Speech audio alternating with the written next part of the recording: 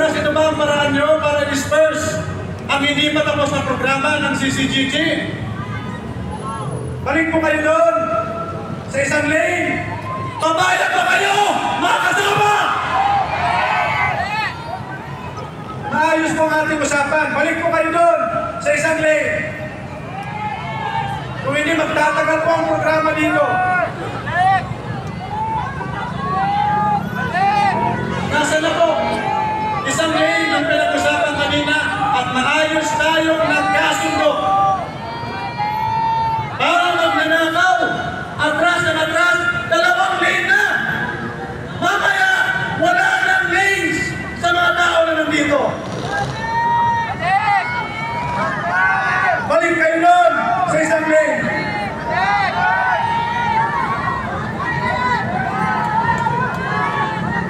Maayos ang ating pag-uusap kanina sa mga kapulisan.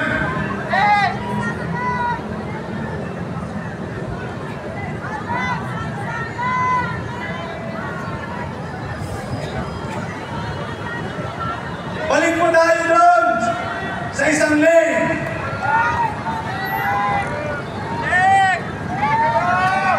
Hindi po magtutuloy ang ating programa. Nasa huling yugto na po kami dito.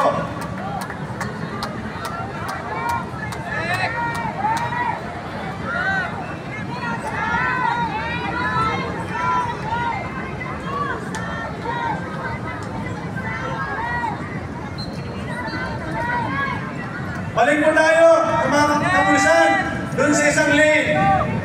Isang lane ang pinukas dahil nakiusap at nagkasundo tayo.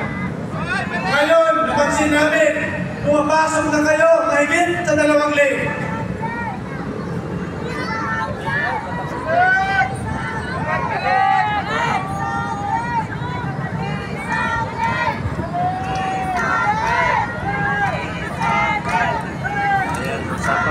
Hindi po magtutuloy ang ating programa dito, lalo magkakabuhol-buhol dito sa EDSA.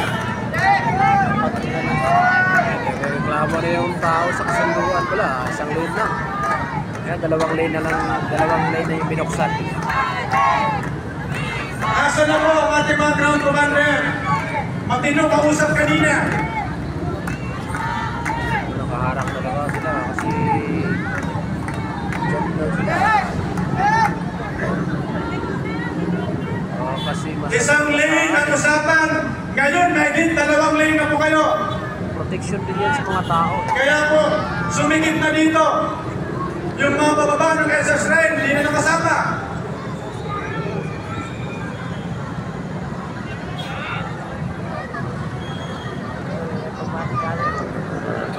Ayaw talaga yun. Hold mo muna natin ang programa hanggat hindi naayos ko.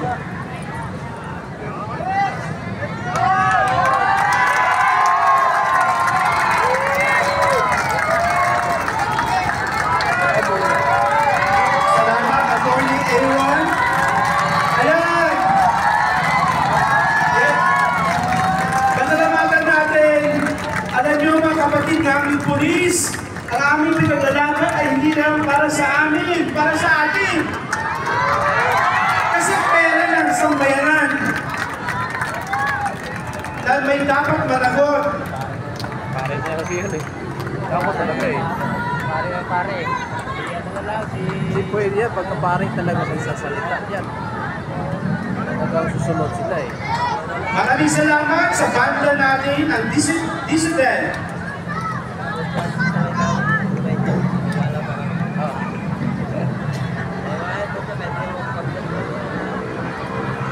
Okay, ituloy natin ang programa, mga kababayan! Para sa bayan! Para sa aking mga huwag matakot! Huwag matakot! Mag-ibaka! Ang tao, ang bayan! Kayo ay lumalaban! Kayo ay lumalaban! Tao, ang bayan! Marcos Duterte! Panagutin! Panagutin! Ang panagutin po ay to be accountable. Kami po sa amin, mga voucher, hindi kami pwede magsinungaling. Yun lang, explain lang saan pumunta ang pera ng bayan. Sino managot? Marcos Duterte! Panagutin! Panagutin! Ayan po, ipagpatuloy natin para maramdaman ng mga kababayan natin na talagang tayo ay nagingit-ngit ngayong araw. Tinatawagan po natin si kasamang Benjo Basas ng Teachers Dignity Coalition, si Conchita Calzado ng Kaliwadang Network, si Dr. Nidia Simbula ng chairperson ng Philippine Alliance of Human Rights Advocates, at si Attorney Luke Espiritu ng Buklura ng Magagawang Pilipino.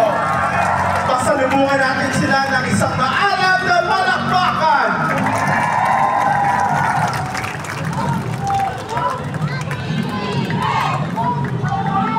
Itigil! Kaliwadang! Ayan, mga kapatid, ating kasama,